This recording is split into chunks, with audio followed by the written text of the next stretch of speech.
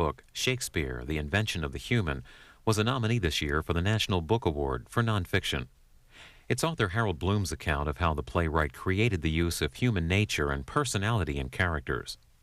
Mr. Bloom discussed his thesis earlier this month at the Commonwealth Club of California in San Francisco. He's introduced by the club's program chairman.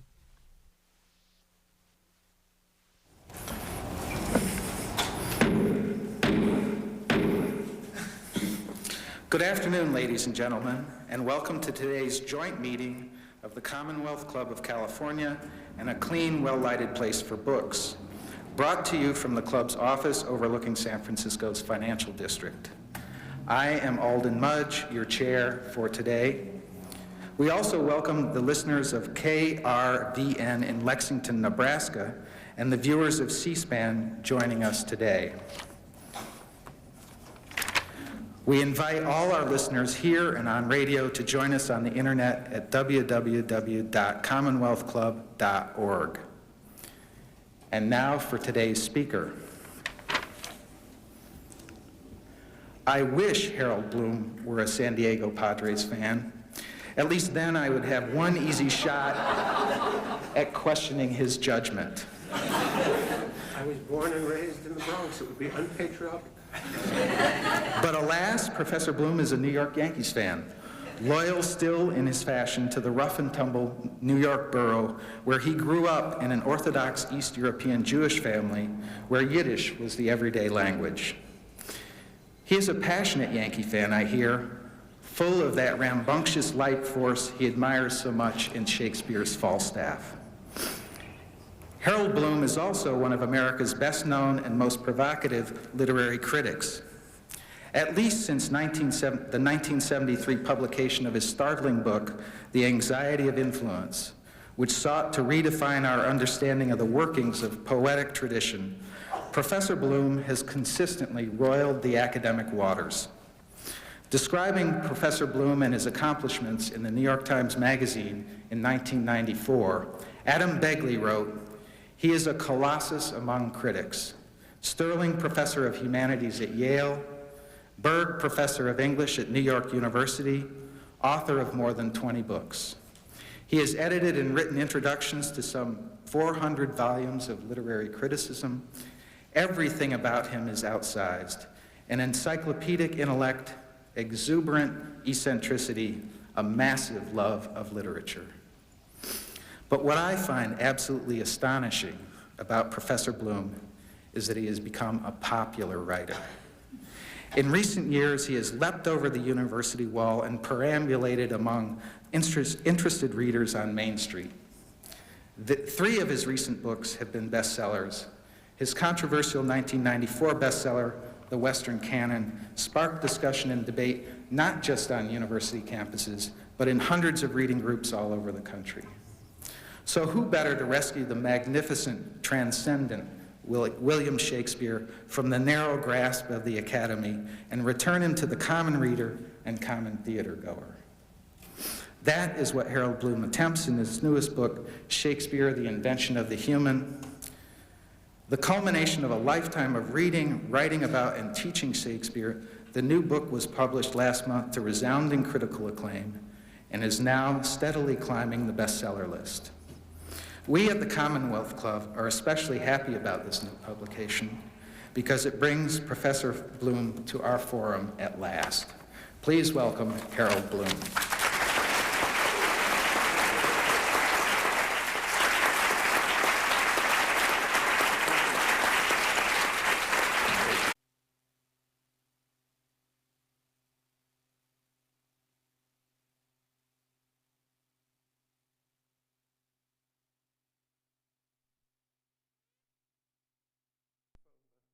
I suppose I must use it.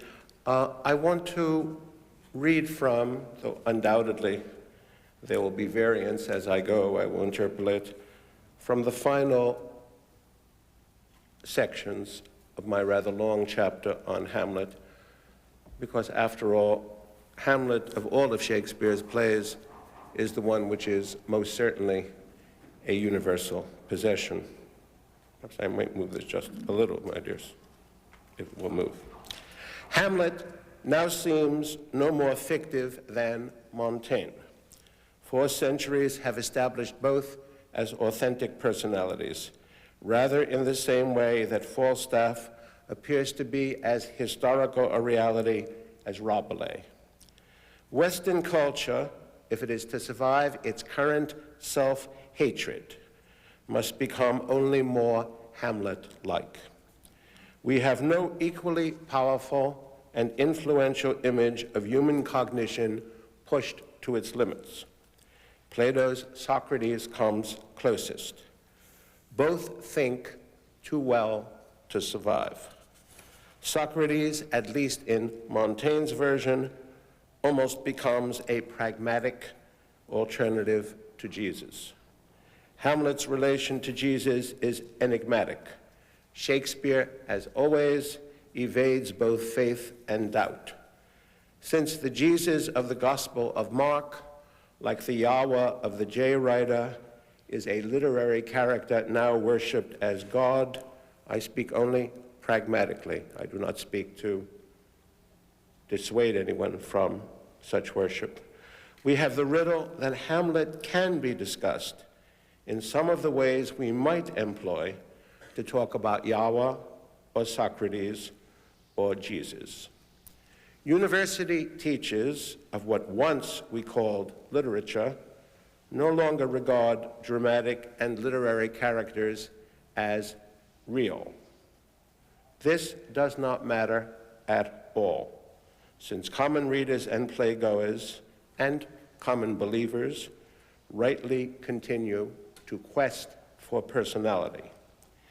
It is idle to warn them against the errors of identifying with Hamlet or with Jesus or with Yahweh.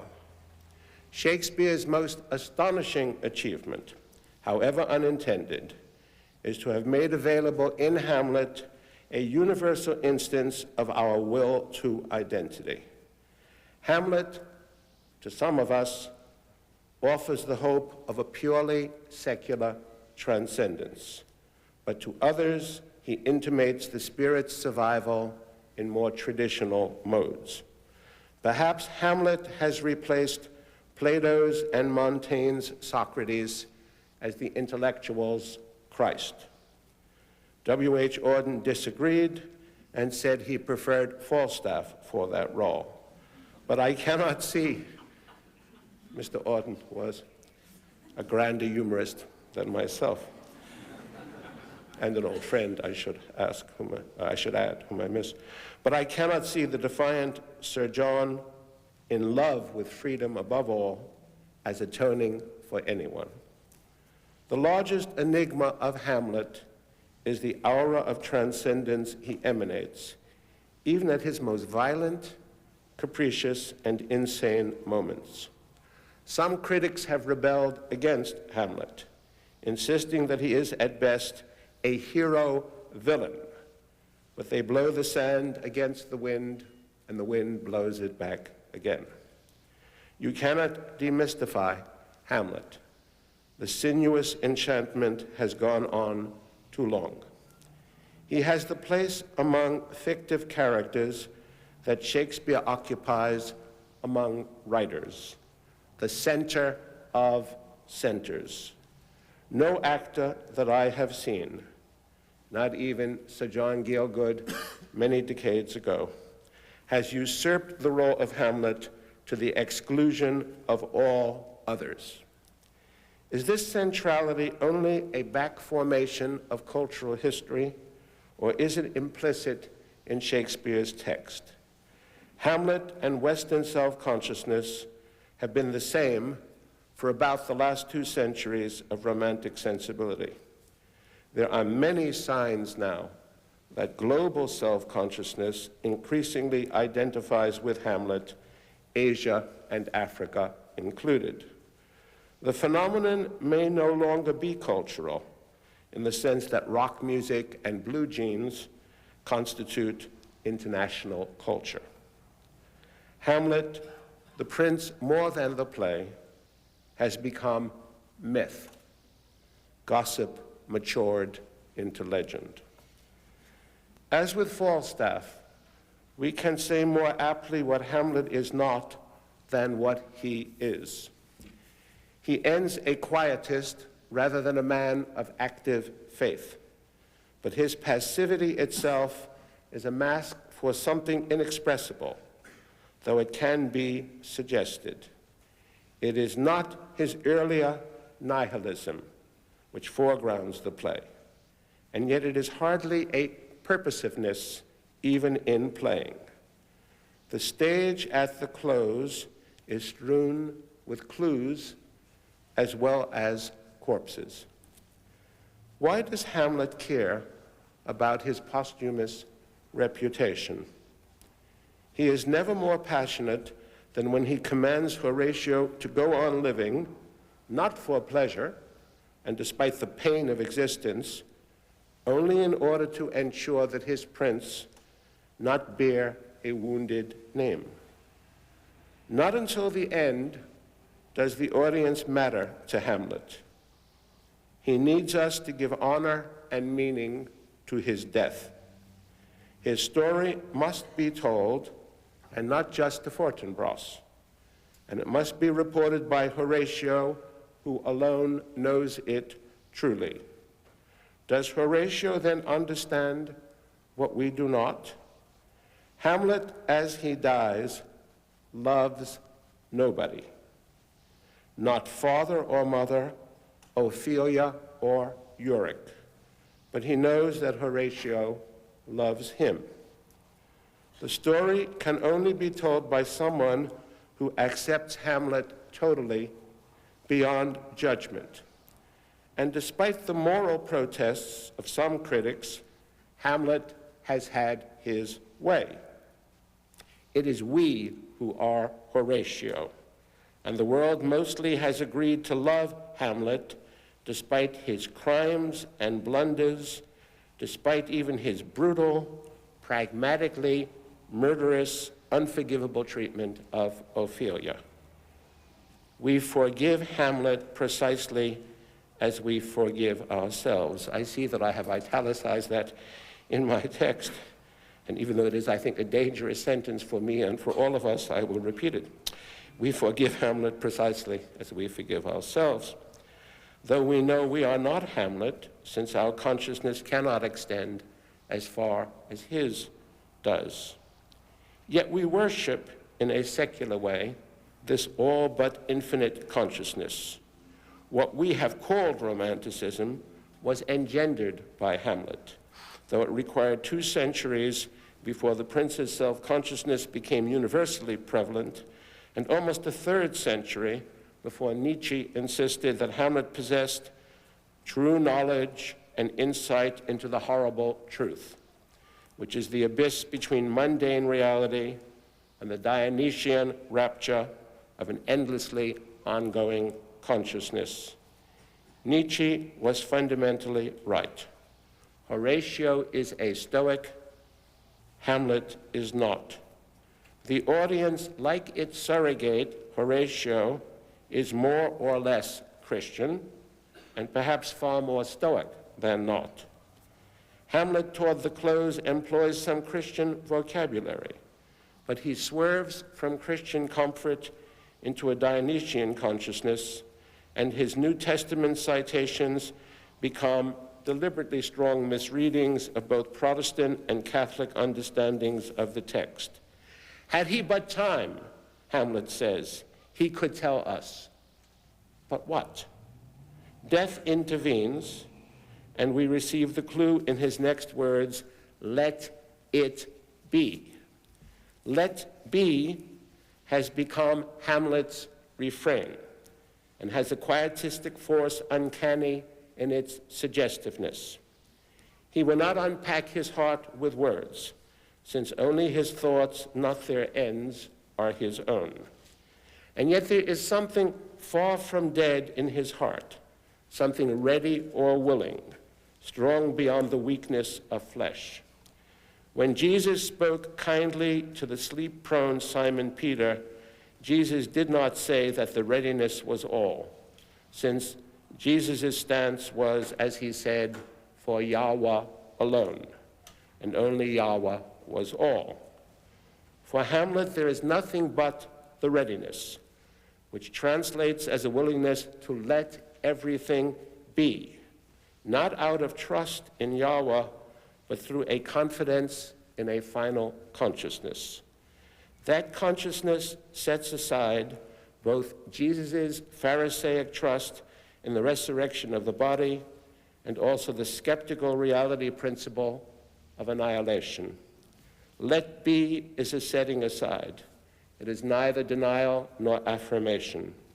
What Hamlet could tell us is his achieved awareness of what he himself has come to represent, a dramatist's apprehension of what it means to incarnate the tragedy one cannot compose. Falstaff, in Shakespeare's lifetime, seems to have been more popular even than Hamlet. The centuries since have preferred the prince not only to the fat knight, but to every other fictive being whatsoever. Hamlet's universalism seems our largest clue to the enigma of his personality. The less Hamlet cares for anyone, including the audience, the more we care for him. It seems to me the world's oddest love affair. Jesus returns our love, and yet Hamlet cannot. Hamlet's blocked affections, diagnosed by Dr. Freud as Oedipal, actually reflect a transcendental quietism for which, happily, we lack a label.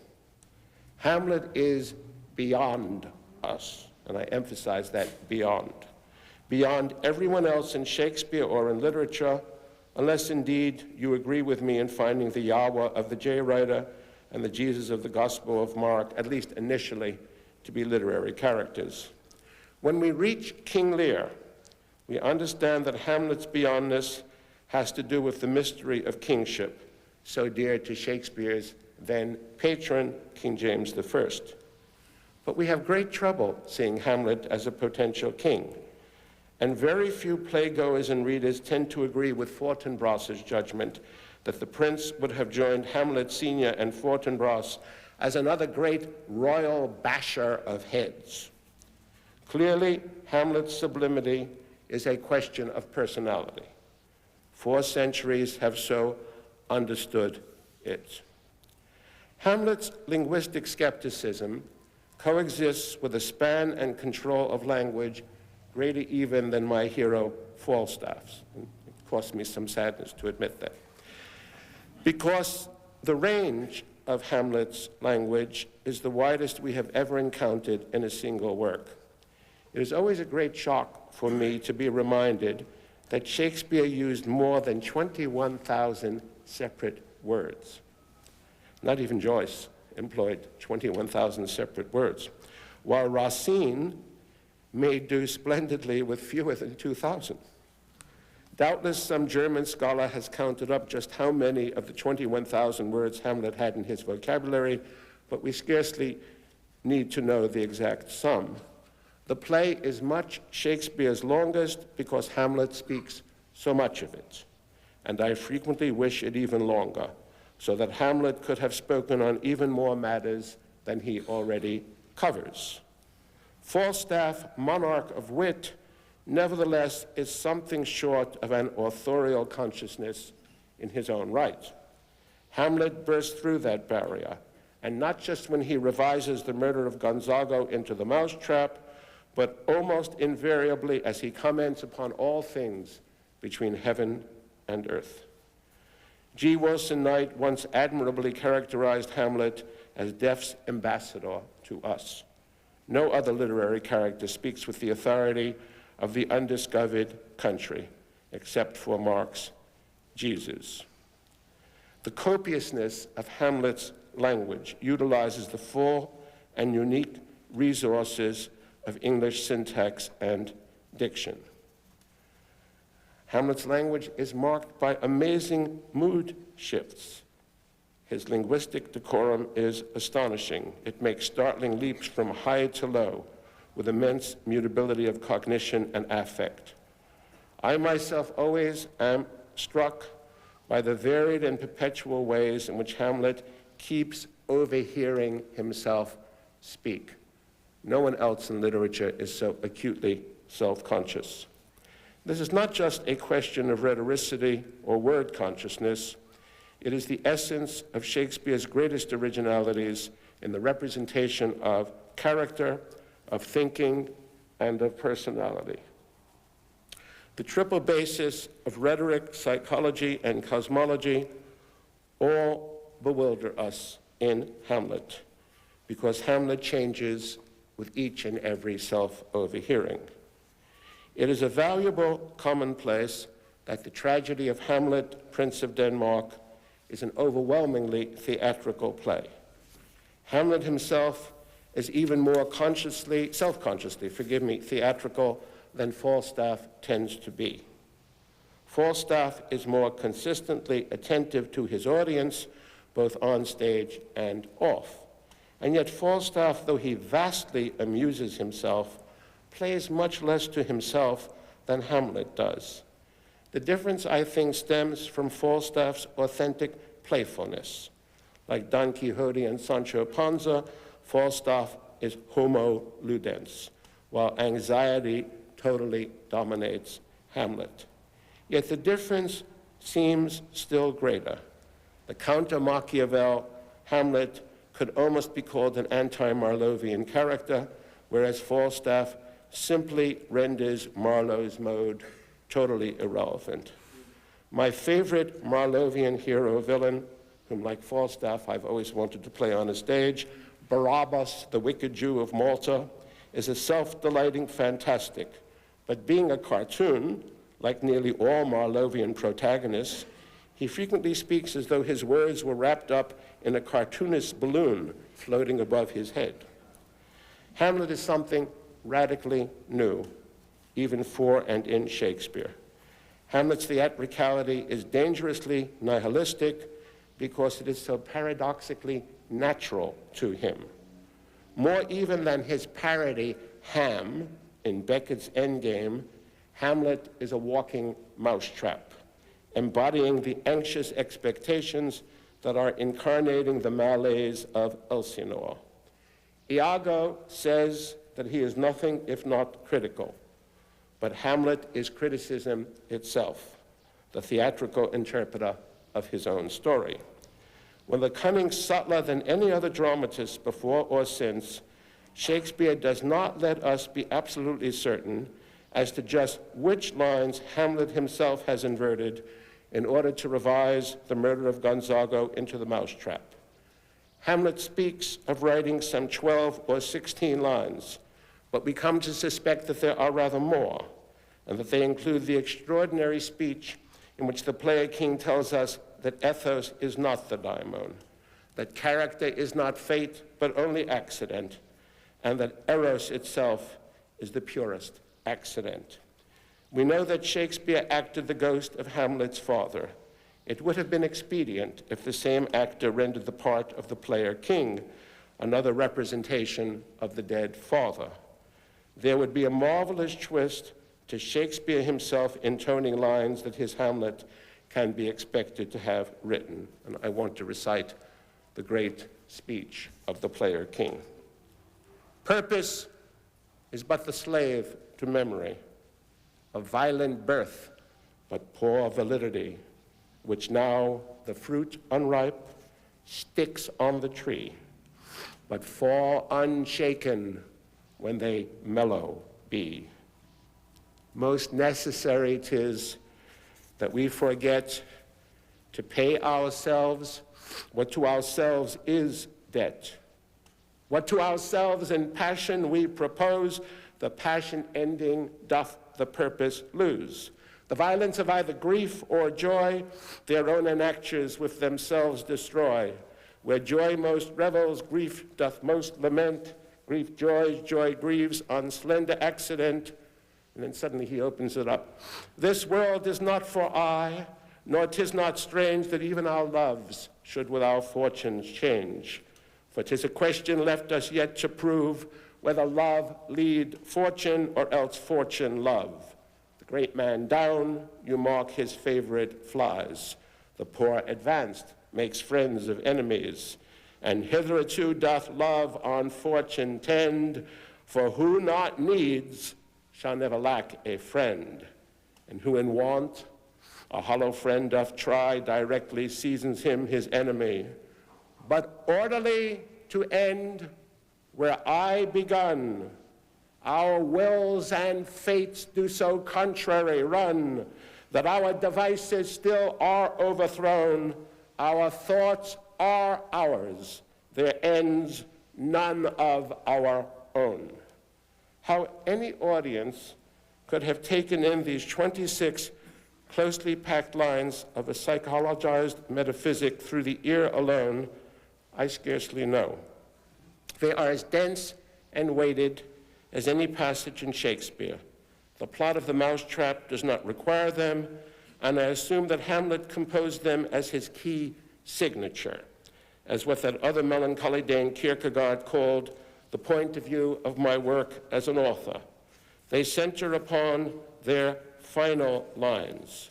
Our wills and fates do so contrary run, that our devices still are overthrown. Our thoughts are ours, their ends none of our own. Our devices are our intended purposes, products of our wills.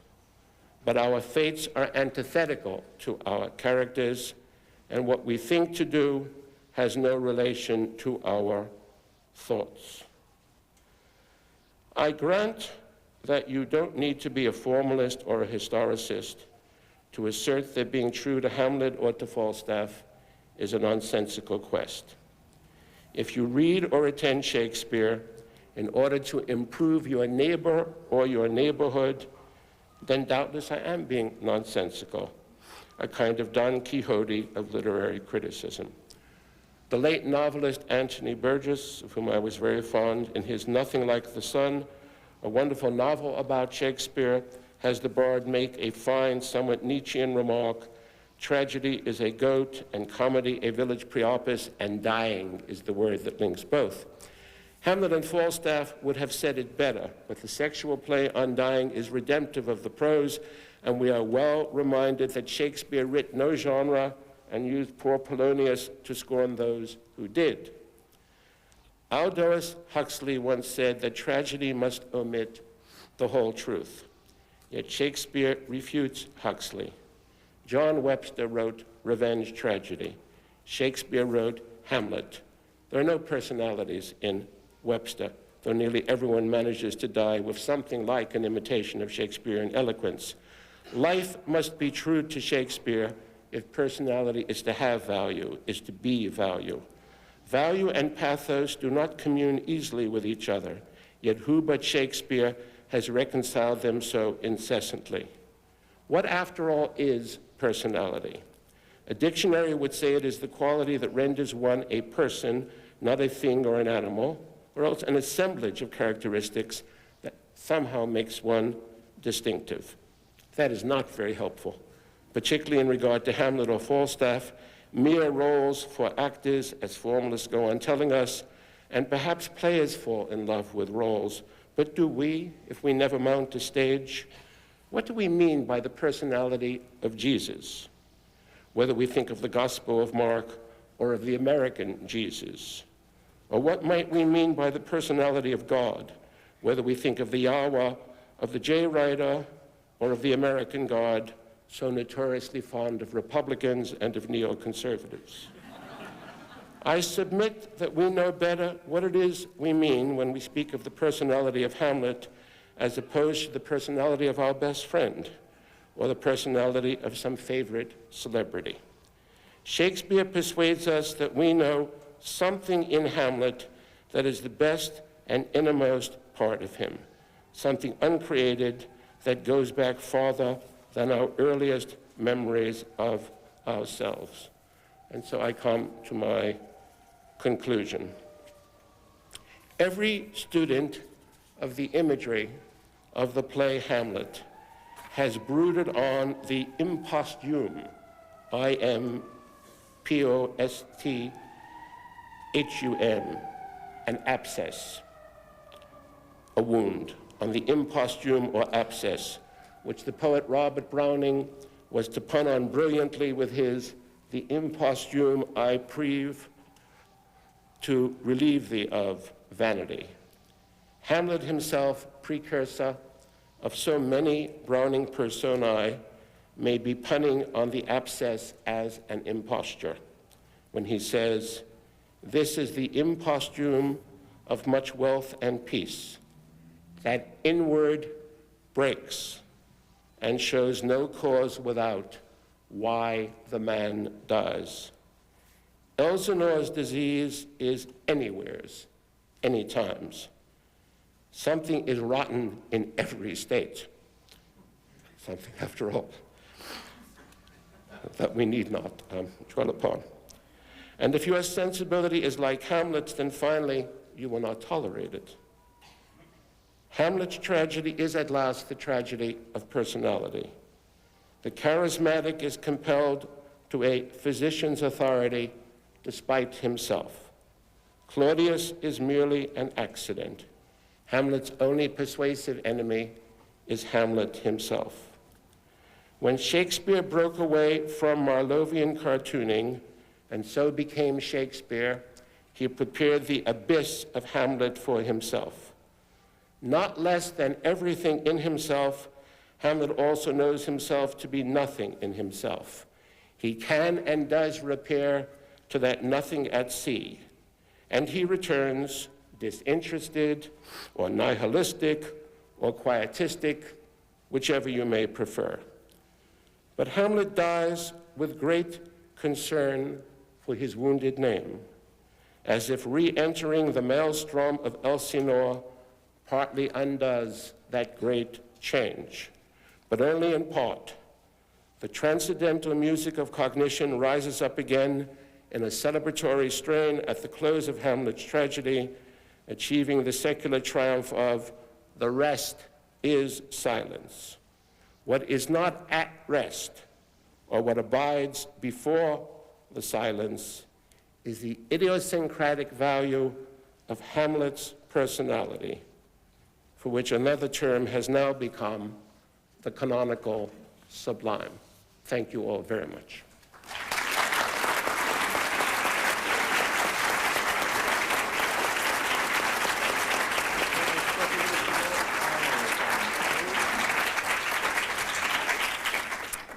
Thank you, Harold Bloom, author of Shakespeare, The Invention of the Human, for your remarks today. Now, Jim Copeland, Senior Director of the Commonwealth Club, will conduct our question and answer session. Thank you, Alden Mudge, our chair for today. Professor Bloom, we have a large number of questions submitted by our audience, so let us begin. The first question refers to the title of your book, Professor, and it says, "If Shakespeare invented the human, what do we do with Dante, Socrates, and Michelangelo? Did Shakespeare then invent the human or merely the modern?" Well, the question is, of course, impossible to answer, which is power of the microphone. The question is, of course, in part impossible to answer. A title like The Invention of the Human must, my dears, have some metaphorical aspect to it. It cannot be literally true. Shakespeare was, after all, not Dr. Frankenstein, nor was he Yahweh or Prometheus. But if what makes us distinctively human, then, as Dr. Johnson first remarked, we owe Shakespeare everything, and I'm quoting the great doctor, who is, after all, my critical hero. Johnson said, "We owe Shakespeare everything because Shakespeare alone in literature created distincts."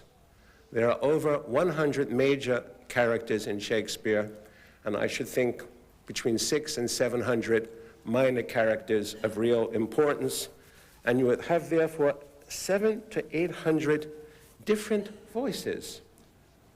You hardly, at times, need to necessarily know the context or know precisely what it is, what the referential aspect is of what they are saying. When you have read Shakespeare frequently enough, when you know him well enough, you know the sound of that voice. You know who that person is.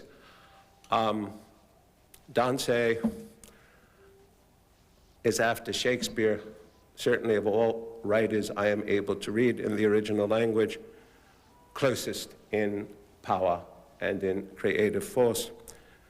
But I always remember a marvelous moment. There's a lovely book by a very fine, ordinary fellow, minor painter, named Frank Budgen, B-U-D-G-E-N, who got to know Joyce when the great writer lived in Trieste, and who wrote a book about it called James Joyce and the Making of Ulysses. And at one point in this book, quite wonderfully, Budgen, as he says, asks Joyce the desert island and one book question, and says to him, Mr. Joyce, if you were marooned and could have only one book, would it not be your favorite, Dante?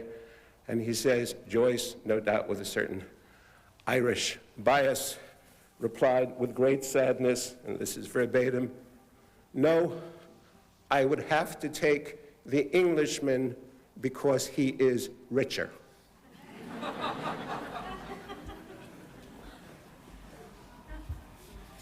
Hamlet's obsession with his own mortality may be universally interesting, though perhaps even this is contentious.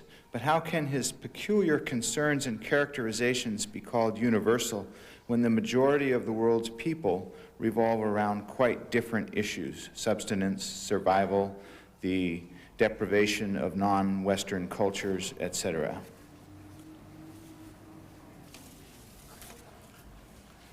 It's palpably true that if you had the police chasing me, meaning me, Old Bloom, and I hadn't eaten or drunk water in 2 or 3 days, and hadn't gotten any sleep, and put me in front of the world's best performance of Hamlet, I would probably just fall asleep.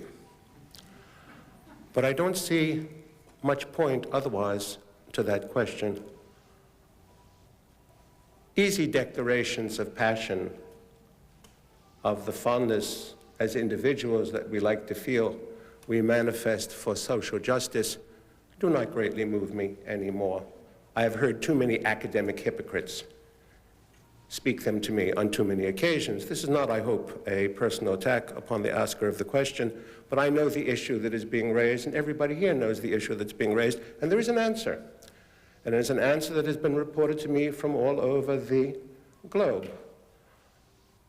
Doubtless, we are speaking now only of the, if not well-fed, at least adequately fed and adequately housed in any nation, but in Indonesia, in Singapore, in Bulgaria, in China, in Japan, in dozens and dozens of countries. Visiting scholars and former students tell me of having watched Hamlet performed upon their stages in their language, and they have told me that the ordinary spectators there in the audience identify with the characters on the stage, that they come to believe quite intuitively that somehow Shakespeare has put them upon the stage. Thank you.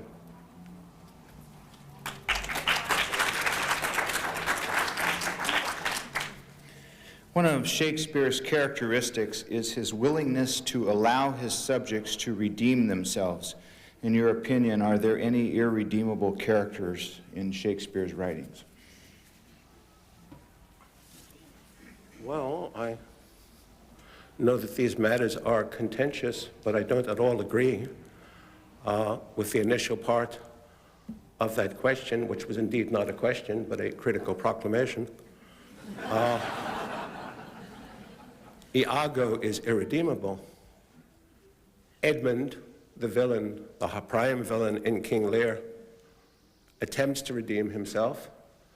Shakespeare, I think, shows us what that is worth, because Edmund is carried off stage dying, and wherever he is as he dies, he will not ever know whether his change of heart came in time to save Cordelia and Lear. In fact, it has not saved Cordelia, and the old king enters with his murdered daughter in his arms.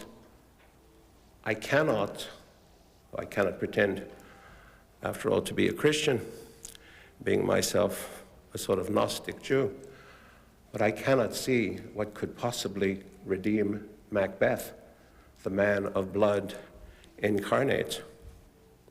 And while I've always admired Edmund's marvelous courage in setting up for himself what might be called a double date with those monsters of the deep, Goneril and Regan,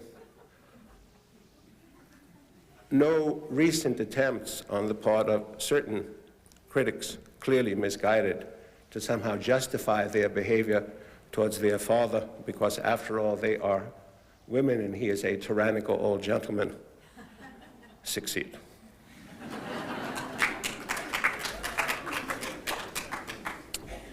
Over the centuries, many producers and directors have tried to modernize Shakespeare's plays. Almost all have been unsuccessful. Why is that? Oh, well, this is a subject a good friend must have asked. And I must not leap upon this meat and rend it too ferociously. I don't know anything more agonizing. That peculiar gesture is not just my being a Mr. Otterty like my hero Johnson, but I have a frozen left shoulder, one of the maladies of age, so occasionally you will see me making these involuntary gestures, for which I apologize. High concept directors are the peculiar curse of 20th century Shakespearean criticism. They form a cavalcade of iniquity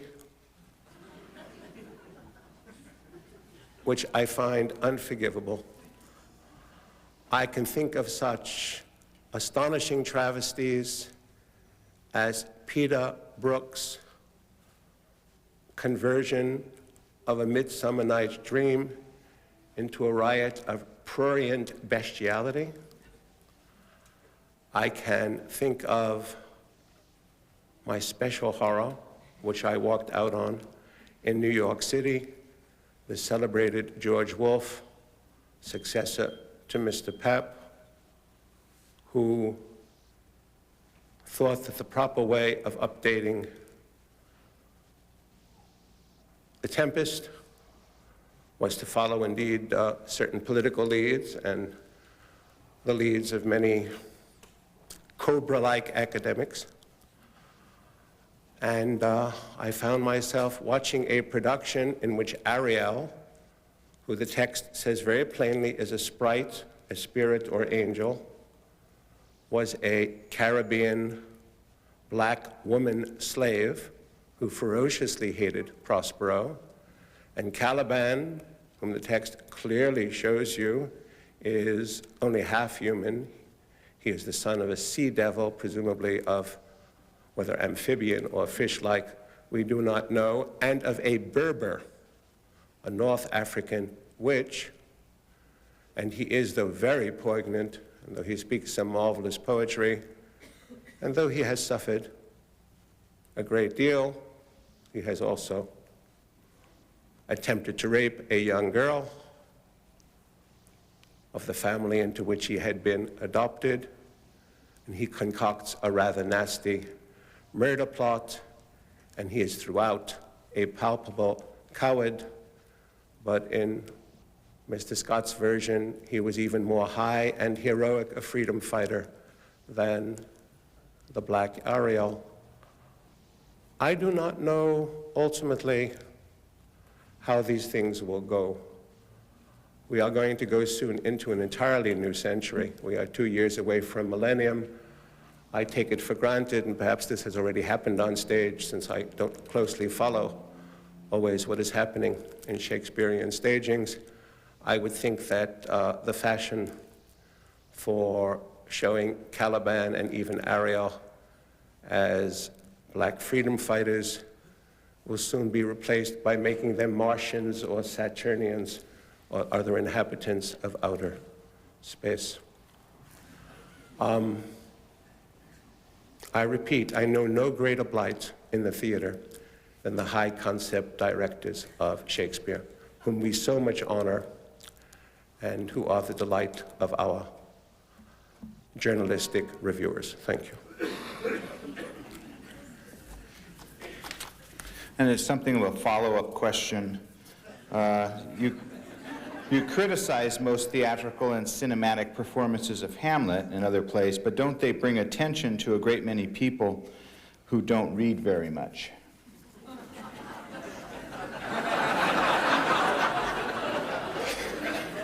There's a very distinguished American poet who's an old friend of mine, a man even a bit older than myself, Anthony Hecht, who retired some years ago from teaching at Georgetown University in Washington, D.C. When my wife came into New York last weekend, since I hadn't been home for a while, she brought me a letter from Tony Hecht in which he rather somberly said he was reading my book and was very grateful for it because he felt it was very badly needed.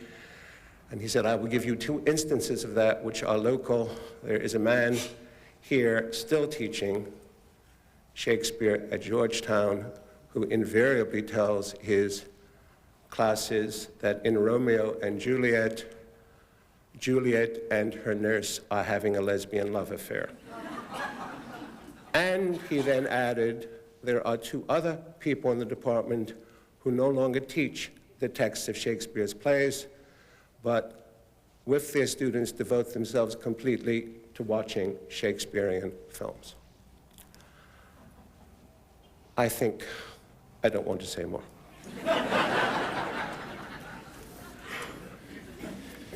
In an interview in the Paris Review some years ago, you contrasted Shakespeare with French playwrights Racine and Molière. Would you comment briefly on the differences that you found so striking in that interview? Well, it is a fascination to me that when one speaks of Shakespeare as the true universalist, and indeed the true multiculturalist, since he is available everywhere, Asia, Africa, the Antipodes, throughout Europe, with one exception, and that is France. The French have never much liked Shakespeare. Voltaire hated Shakespeare. Molière, Racine, if you add Ibsen, those are certainly the 3 principal writers of real dramatic genius besides Shakespeare in the modern history of European languages. Ibsen is profoundly influenced by Shakespeare, much more so, I think, than Ibsen criticism and scholarship has recognized to date. He was obsessed with Shakespeare. Molière, of course, and Racine were quite ignorant of Shakespeare, and it's very hard to know what they would have done with Shakespeare. Molière strikes me more even than Ibsen as the only modern dramatist who in some sense could be called almost a rival of Shakespeare. Molière, though narrower than Shakespeare, or as Joyce would have said, not as rich as the Englishman, Molière's comic genius certainly matches Shakespeare's comic genius. But Molière only infrequently departs from the comic mode. As for Racine, he is an immortal wound. He is an astonishment. But to compare his extraordinary intensity, superbly excellent in its way, with the heterocosm, with the vast universe that Shakespeare provides, would be very difficult.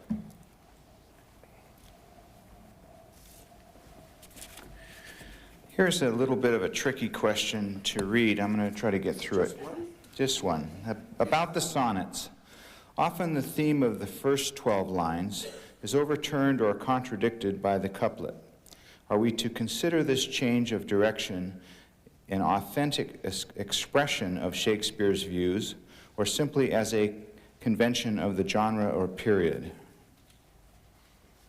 Well, again, though it was put more tentatively, The first part of that is another critical pronouncement and not a question.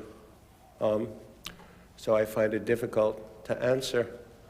I'm not sure that I agree with the first half of that at all. There certainly is, since Shakespeare tends to end with some rather striking modification, which can indeed bring him to a conclusion. There is certainly a kind of aphoristic force or ring to the close of most of the greater sonnets. But they seem to me powerfully unified works, even as a sequence. I don't, for one thing, even believe that the order that we now have them in is a false order. They seem to me to tell a fairly consistent and powerful story. But I shouldn't say more, because having already made my publishers, I will not say unhappy, but a little up against realities by giving them a volume of 750 pages on the 39 plays, I had to abstain from writing about the sonnets and poems.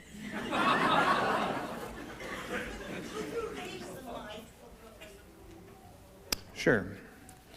As a literary critic, how would you rate our time with other ages of criticism? Who are the great Shakespearean scholars?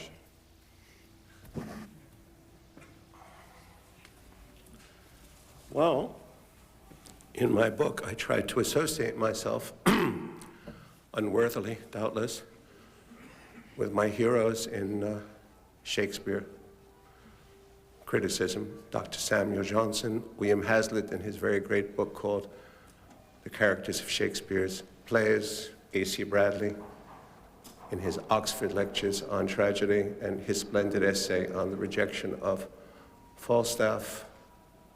I am very fond of, though no one else is, a book of 1881 by the now mostly forgotten or reviled poet Algernon Charles Swinburne called A Study of Shakespeare, which I find a very moving and rewarding book.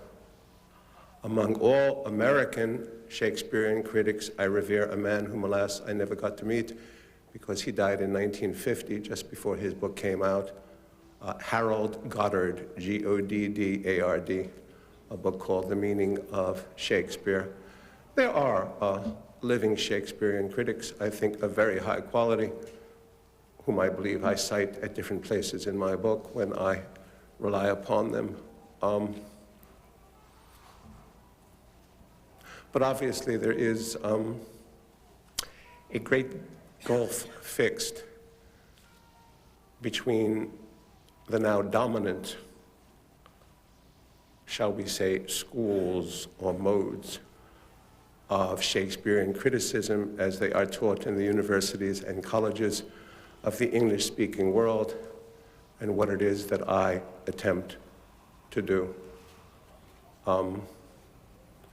Between what is called new historicist criticism, founded essentially upon Foucault, or what calls itself Marxist criticism, though I don't quite know why it thinks it's Marxist, and I certainly don't wish to get involved in a brawl here, what calls itself feminist criticism, though I think it has nothing whatsoever to do with the legitimate social, economic, and political quest for redressing the wrongs of women. Between those very popular and prevalent modes of Shakespeare criticism in the universities and colleges of the English-speaking world and myself, no communication whatsoever is possible. As far as I'm concerned, they are something worse than the enemy. They are desecrators of Shakespeare. Talking about teaching Shakespeare, in today's information age, what do you feel is the most effective way to introduce young people to Shakespeare? Through study and reading, exposure to live or recorded performances, or some other way? Oh, dear. I have to fall back on a sad personal anecdote. I was supposed to go in early October to the new British Library for its formal opening program.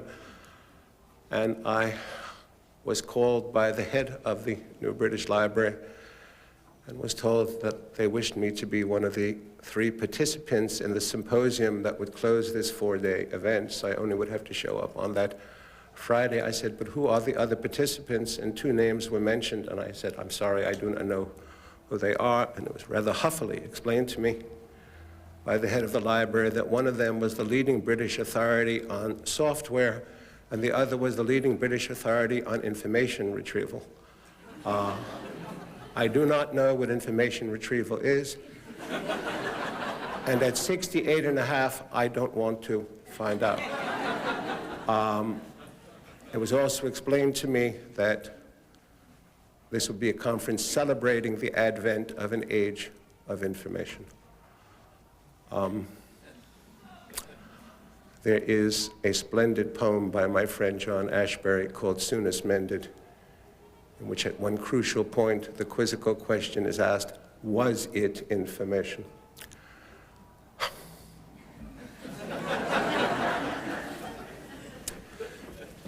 Professor Bloom, we have quite taxed you today, so this will be the final question. An amiable question, I trust. You may trust, sir. Would you comment on Shakespeare's political side? Would he have been amused by the current drama unfolding in Washington?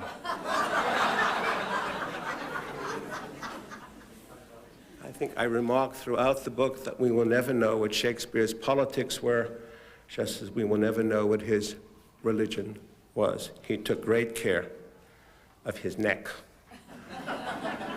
to see that his contemporaries would not know what were his political and his religious views. I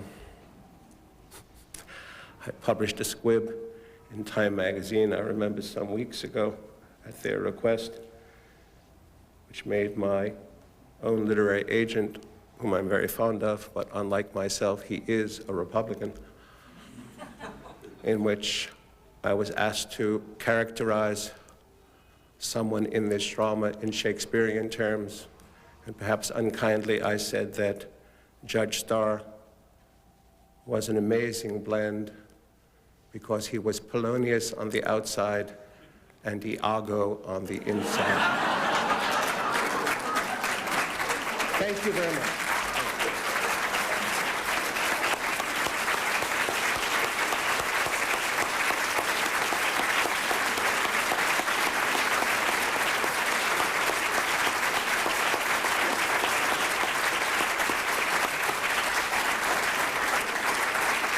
Our thanks to Professor Harold Bloom, author of Shakespeare, The Invention of the Human, for joining us today. We also thank our audience here at the Commonwealth Club in San Francisco, our radio listeners nationwide, and the viewers of C-SPAN, and invite all of you to join us again soon. Now, this meeting of the Commonwealth Club of California, the nation's oldest continuous public affairs forum, is adjourned.